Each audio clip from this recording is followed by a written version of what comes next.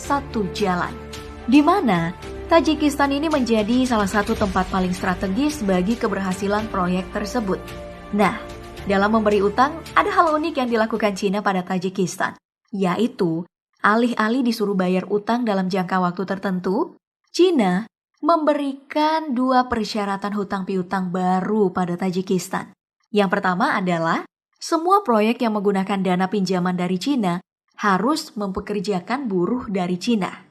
Lalu yang kedua, dan yang paling serem nih adalah Cina meminta sebagian wilayah dari Tajikistan. Berikutnya mari kita pindah ke Zimbabwe. Sebagai salah satu negara miskin di dunia, untuk mencapai kesejahteraan Zimbabwe, mereka mengambil jalan terjal untuk melakukan pembangunan, yaitu dengan berutang. Salah satu negara pemberi utang terbanyak pada Zimbabwe adalah negara yang sedang kita bahas, yaitu Cina. Gak main-main untuk pembangunan infrastruktur Zimbabwe. Cina meminjamkan dana pada negara ini hingga 40 juta US dollar atau setara dengan 567 miliar rupiah. Nah, sayangnya, meskipun telah berutang banyak sejak awal tahun 2000-an kemarin pada Cina, Zimbabwe dinyatakan bangkrut sebagai negara.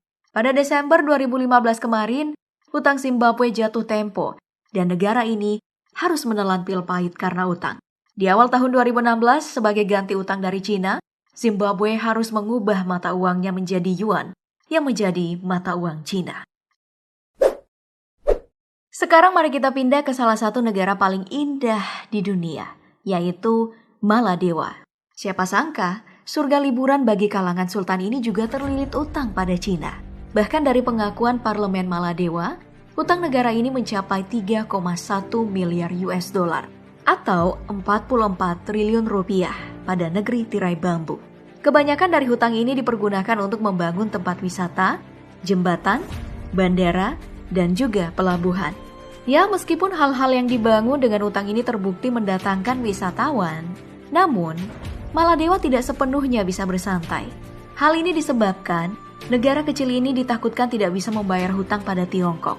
Nah, jika gagal, Tiongkok sudah memberi syarat kalau Maladewa harus memberikan sebagian wilayahnya pada Tiongkok untuk menjadi zona bebas ekonomi. Wah, serem juga ya syaratnya. Untuk yang terakhir, mari kita pindah ke Mongolia. Negeri yang pernah menjadi terkuat di dunia saat masa kejayaan Kubilai Khan ini juga tidak lepas dari urusan utang piutang dengan Cina. Utang negara yang berpopulasi lebih dari 3 juta jiwa ini mencapai 600 juta US dollar atau 8,5 triliun rupiah. Seperti negara lainnya, Mongolia menggunakan dana ini untuk infrastruktur yang diharapkan bisa menaikkan perekonomian negara, namun tidak berhasil. Ya, makanya negara ini berada dalam kondisi mengkhawatirkan karena dianggap akan bangkrut. Tapi yang mengharukannya, karena peduli dengan nasib negerinya, warga Mongolia justru bahu-membahu bekerja sama untuk keluar dari hutang. Warga negeri biru langit itu dari yang kaya maupun miskin, tua ataupun muda, menyumbangkan sebagian hartanya pada negara. Mereka urunan uang hingga kuda agar bisa dipakai membayar hutang ke Cina. Sweet banget ya. Kira-kira orang Indo mau gini juga gak sih? Nah, itulah tadi video kali ini tentang negara yang terancam bangkrut karena jebakan utang Tiongkok. Semoga saja Indonesia tidak masuk lebih dalam ya dalam persoalan hutang piutang dengan Cina, seperti negara-negara tadi. Nah, sekarang menurut kamu, apa nih yang harus dilakukan Indonesia supaya kita terhindar dari jebakan utang seperti tadi? Sebutkan jawaban kamu di kolom komentar.